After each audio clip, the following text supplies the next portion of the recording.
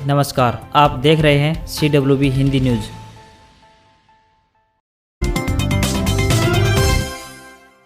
पच्चीस सितंबर को जींद में सम्मान दिवस रैली में प्रदेश की जनता को सरप्राइज देगी इनेलो। अभय चौटाला ने बताया कि इस मंच पर इस बार एक ऐसा चेहरा भी दिखाई देगा जो हैरानीजनक होगा। यह रैली उन लोगों के मुंह पर तमाचा होगी जो इनेलो के पूरी तरह से खत्म होने का ख्वाब लेते रहे हैं। इनेलो के प्रधान महासचिव व एलनाबाद के पूर्व विधायक अभय सिंह चौटाला ने कहा कि देश के पूर्व उप प्रधानमंत्री चौधरी देवीलाल की 108वीं जयंती पर जींद में आगामी 25 सितंबर को होने वाली सम्मान दिवस रैली के दिन प्रदेशवासी हरियाणा में इनेलो की अगली सरकार के रूप में नींव रखेंगे और उसी मंच से देश में तीसरे मोर्चे के गठन की प्रक्रिया भी प्रारंभ होगी।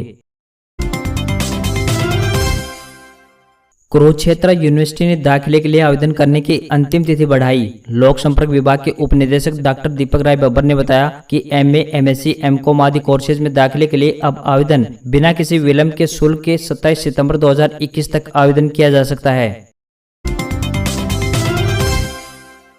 आज पेट्रोल और डीजल के रेट दिन प्रतिदिन बढ़ रहे हैं। ऐसे में किसान, मजदूर, कमेरा वर्ग सभी पेट्रोल डीजल की बढ़ती कीमतों से परेशान हैं। लोगों ने 4 पहिया वाहनों में तो LPG व CNG आदि गैस प्रयोग करना शुरू कर दिया है, लेकिन मोटरसाइकिल या अन्य 2 पहिया व्हीकल्स में गैस का प्रयोग नहीं हो पा रहा है। पर महेंद्रगढ़ जिले के ऋषिपाल ने एक देसी जुगाड़ कर रसोई गैस LPG से मोटरसाइकिल चलाई है। 1 किलोग्राम रसोई गैस में मोटरसाइकिल 106 किलोमीटर तक चलती है। इससे लोगों को पैसे की बचत होगी, वहीं इस बाइक से प्रदूषण भी कम होगा। ऋषिपाल ने बताया कि मोटरसाइकिल में गैस के प्रयोग से इंजन में कोई फर्क नहीं पड़ता और मोटरसाइकिल उतनी ही ताकत से काम करती है जितनी पेट्रोल में करती है।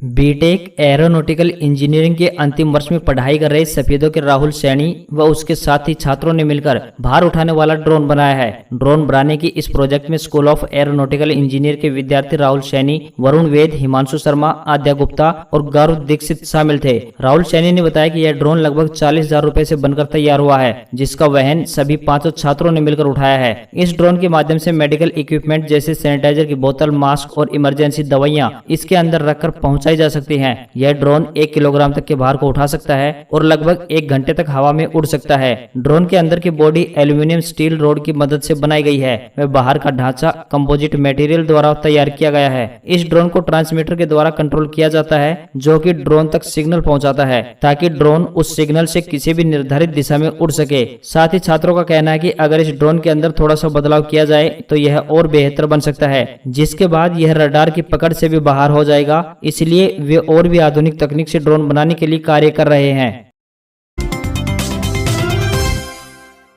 हरियाणा महिला एवं बाल विकास विभाग द्वारा गर्भवती महिलाओं और स्तनपान करवाने वाली माताओं के स्वास्थ्य एवं पोषण संबंधी जरूरतों के लिए प्रधानमंत्री मातृ वंदना योजना चलाई जा रही है। इस योजना का लाभ लेने के लिए ऐसी महिलाएं अपने नजदीकी ANM, आंगनवाड़ी वर्कर या आशा वर्कर से संपर्क कर सकती हैं। इस योजना के तहत गर्भवती महिलाओं को 3 किस्तों में 5,000 रुपए की राशि दी जाती है ताकि वे पौष्टिक आहार ले सकें और नवजात की अच्छे से देखभाल कर सकें। हरियाणा में इस बार किसान खुद तय करेंगे मंडी में फसल लाने का शेड्यूल। विवाद टालने को सरकार ने लिया फैसला। किसान अपने पंजीकरण संख्या या मोबाइल नंबर के आधार पर मंडी में अपनी फसल लाने की तिथि और समय निर्धारित कर सकेंगे। इसके बाद किसान के पास मैसेज आएगा और उसे दिखाकर वह मंडी में अपनी फसल बेच सकेगा। कृषि विभाग, मार्केटिंग बोर्ड और खाद्य एवं आपूर्ति विभाग ने इसके लिए सभी तैयारियां पूरी कर ली हैं।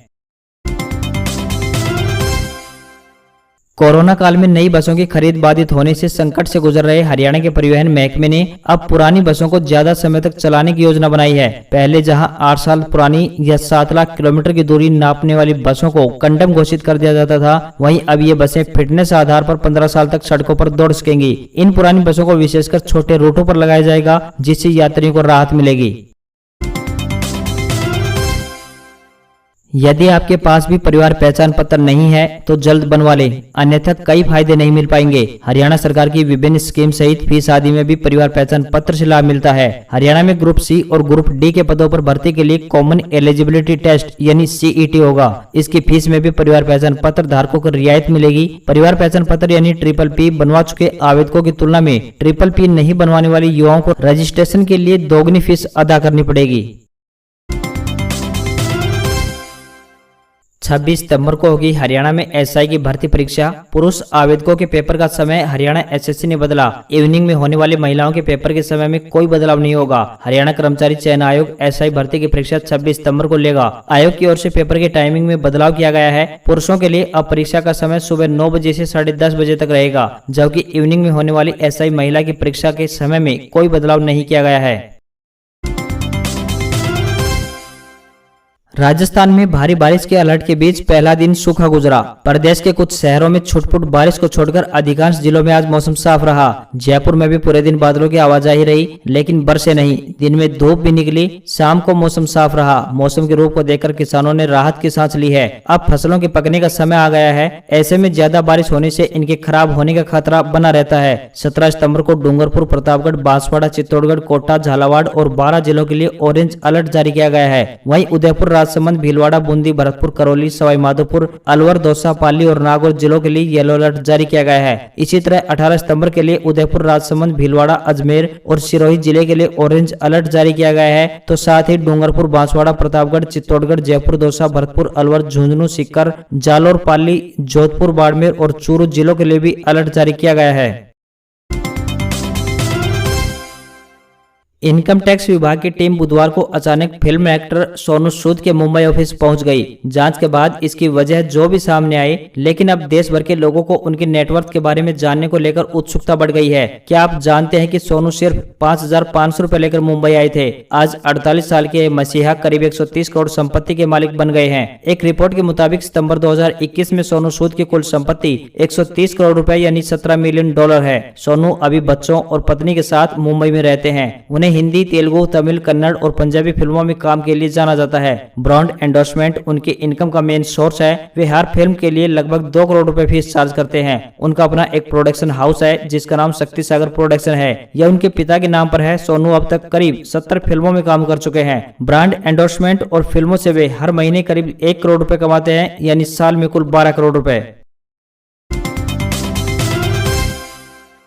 कनाडा में 20 सितंबर को चुनाव, जस्टिन ट्रूडो की जीत बहुत मुश्किल। सर्वे में भी उनकी पार्टी पीछे। कई मुद्दों पर लोग उनसे नाराज हैं। कनाडा के प्रधानमंत्री जस्टिन ट्रूडो ने 15 अगस्त को जब मध्यावधि यानी मिड टर्म चुनाव का ऐलान किया था, तब ये सोचा था कि कोरोना को हैंडल करने में मिली सफलता उनको पूर्ण बहुमत दिला देगी। अब जबकि मतदान में 1 हफ्ते से भी कम समय बचा है, तो उनकी उम्मीद फीकी नजर आ रही है। न्यूज एजेंसी के मुताबिक ट्रूडो की लिबरल पार्टी का चुनाव प्रचार दमदार नहीं रहा और लोग कई मुद्दों पर उनसे नाराज हैं। इसका खामियाजा उन्हें चुनाव में उठाना पड़ सकता है। जस्टिन ट्रूडो 2015 से सत्ता में हैं।